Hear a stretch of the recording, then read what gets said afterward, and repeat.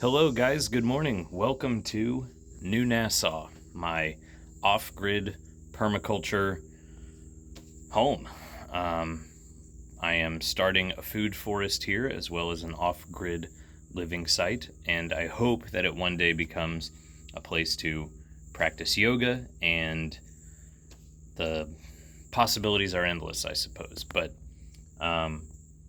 permaculture focused, food independence being a top priority, and just a little bit different style of living, minimizing my carbon footprint as well as maximizing the benefit that I bring to this planet. So I figured I'd give you guys a little tour of what I've got going on here. I've been out here 8 months, and things have drastically changed since I first started out here sleeping in a hammock and then a tent, and then finally, as you can see, I'm sitting on a porch here. So I'll give you a little tour of the camp and the cabin, and a little bit of the surrounding area, and I think that'll be good for today.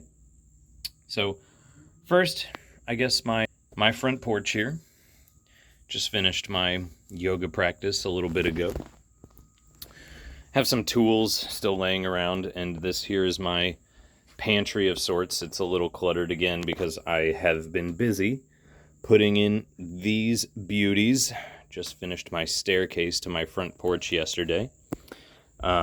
Previously, I was just using a metal ladder, which is right there actually, to get on my porch, which is about 3.5 feet off the ground. As you can see, it was quite the climb before the ladder, and then even quite the most ideal scenario. So now I have some lovely stairs to walk up and down. Right outside my front porch, and a little ways over there, I'm not quite sure how well you guys can see it, but there's the flying trapeze. Have a visitor who has brought his rig to hang out for a couple months, and I am very thankful for that. It's been a great time flying around when the weather permits. We have what will one day be a much more sophisticated kitchen, but right now it's mostly just a rain catch. Keeps me out of the rain, gets some nice clear rainwater for drinking and bathing and such. But I also have my Berkey water filter, which is a fantastic investment. It keeps me with just wonderful tasting and purified water. Somebody must be working on the rig over there a little bit. When it hasn't rained for a while, I do have my hand pump well here, which I did put in by hand, and I'm very thankful that's a project that I will only have to do once. Shout out to my 63-year-old dad who helped me out with that. I actually don't know if he's 63. I think he might be older than 65 now. Sorry, Dad. Continuing on, walking down the path here, you can see I have my compost station set up. Still only working on the first chamber here. And this is where I throw all of my food scraps and brown paper products and the like. Doing everything I can to build soil. And I guess we'll see over there in a minute, you can see just how sandy the soil is here. Once you get below the first inch or so, it's pretty much whiter than beach sand. So I have to do a lot to amend the soil. I'm burying lots of dead matter, using lots of mulch. But stuff still grows. As you can see here, there's lots of green coming up. These are all pinto beans. I just took a bag of beans that I bought at the grocery store and chucked them out into the garden bed. While pinto beans are great, and I do like them, I didn't really plant them with the intention of growing them to maturity and harvesting pinto beans. Beans take time and space, and they're incredibly cheap. So it's not a particularly valuable use of my time to grow beans when I can use the space to grow. Hope all that makes sense. I'll probably make a more detailed video explaining that later. But these guys here are I guess I should say the point of growing beans is to grow them as a chop and drop crop. So their roots will go in. Beans are a nitrogen fixer, so As they grow, they will either pull nitrogen from the air and directly put it in the soil through their roots, or they'll pull nitrogen from the air and they will return it to the soil when you cut them down and they die. So they're more grown for building soil than anything else. But these guys, the Seminole pumpkins, are my first crop that I'm planting. Very good calorie crop. They keep a very long time before rotting, and they taste great. I think they taste similar to, but better than butternut squash. And so I have some Seminole pumpkin coming up. Perennial crop, which means that they don't die at the end of the season. You don't have to constantly regrow them from seeds and plants. They just keep coming back on their own. So that's another plus. And then I also have some small sweet potatoes that have started. You can see they're just barely starting to come up. You can eat sweet potato greens as well as the actual root crop. The thing with sweet potatoes here is that some lives here that likes sweet potato greens a lot. So I imagine in the next couple days I won't be able to see the tops of those sweet potatoes because some other little furry critter comes around and munches the top off quite often. I do have some marsh rabbits around here, as well as raccoons, but haven't seen them in a while. So yeah, something enjoys my sweet potatoes. Beans they seem to leave alone. The squash they've left alone for now. We should see coming up right around here in the next couple days. I'm very excited about that. I'm going Three Sisters combination, which is what we call the practice that the Native Americans used of growing corn that grows up, the squash that will be a ground cover, and then I'll plant vining beans that will then grow up the corn stalks as a trellis.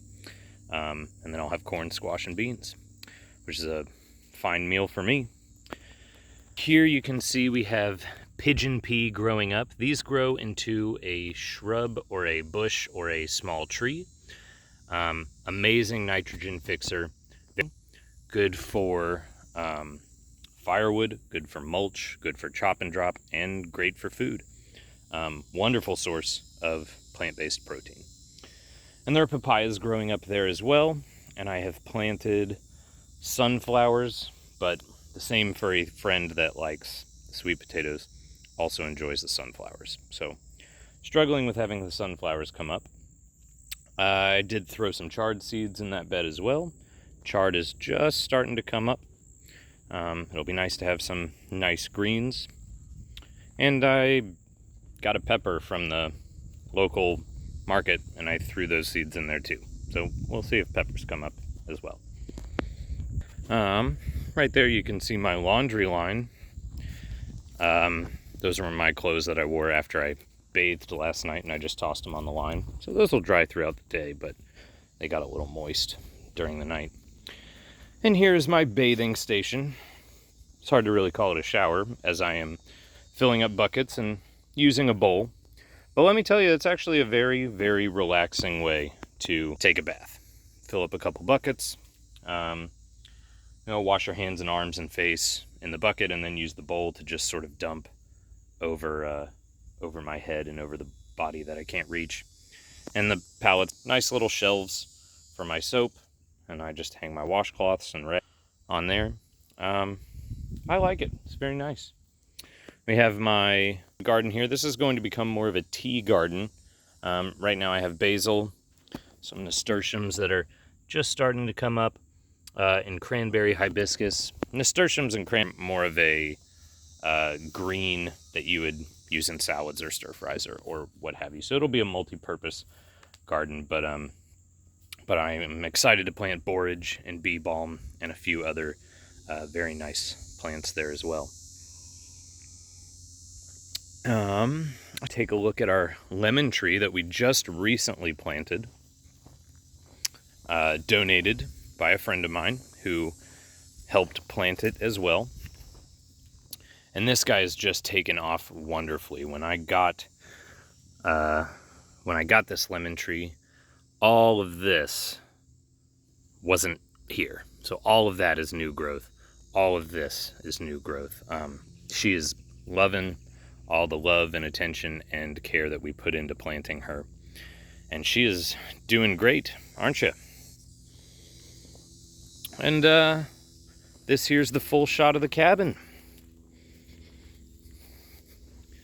Why don't we go ahead and get a little tour of inside there. This here is my whole home, my humble abode. You can see I have my bicycle that I ride to the grocery store. Bookshelf / pantry. I have some teas and some lentils, rice and beans, split peas, pasta, oil, oatmeal, almond butter. Some books, my dishes and stuff. Guitar. You can see I have my seed catalog here. All the stuff that I plan on growing over the next few months. Dresser, bed, storage space underneath, and that's kind of the whole deal. My little altar, tools. Yeah, that's the house. And I think that's everything for today, guys. I'll do a more extensive tour of the food forest here soon. There's lots of fruit trees that I've planted over the past 8 months. But this is where I've been spending most of my time these days, taking care of the garden and sort of improving cabin life. And thank you guys very much for watching. I think this is the part where I say, hey, like and subscribe if you enjoyed it. I hope to be bringing you many more videos. And how about you tell me in the comments what you'd like to see me do? If you have questions on how I do laundry or cook or anything, really. Let me know what you guys want to see. And I look forward to watching New Nassau grow with all of you. Thank you. Namaste.